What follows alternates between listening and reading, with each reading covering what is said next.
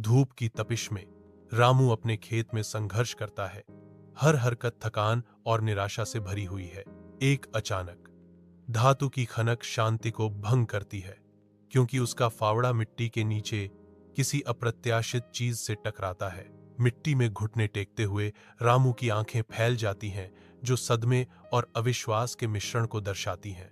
उसके सामने आधी जमीन में दबी हुई सोने की एक थैली पड़ी है। रामू अपने विनम्र घर में प्रवेश करता है, एक रहस्यमय बैग लेकर जो उसकी नियति को बदलने का वादा करता है। वह बैग खोलता है। उसकी आंखें अनगिनत सोने के सिक्कों को देखकर अविश्वास से फैल जाती हैं।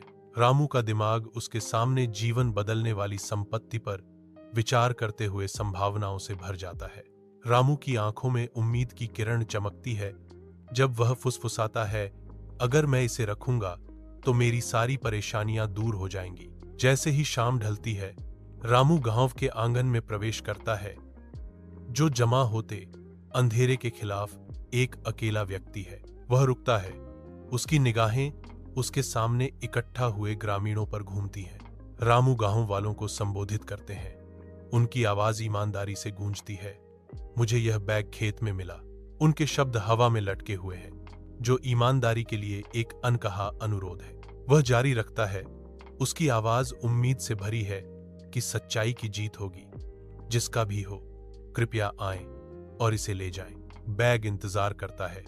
गांव की ईमानदारी और उसके लोगों की अखंडता का मूक प्रमाण।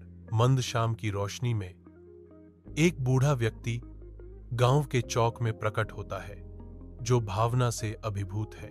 उनके चेहरे पर समय का नक्शा, राहत और गहरी कृतज्ञता का गहरा मिश्रण दर्शाता है। भावुकता से भरी आवाज में बूढ़ा आदमी अपना हाथ बढ़ाता है, बेटा, दुनिया में मेरी यही दौलत है, तुमने मेरी जान बचाई, आत्म त्याग के भाव से। रामू बूढ़े आदमी को बैग लौटाता है। उसका भाव शांत और दृढ़ है। बूढ़ा आदमी बैग को कसकर अपनी छाती से पकड़े हुए है।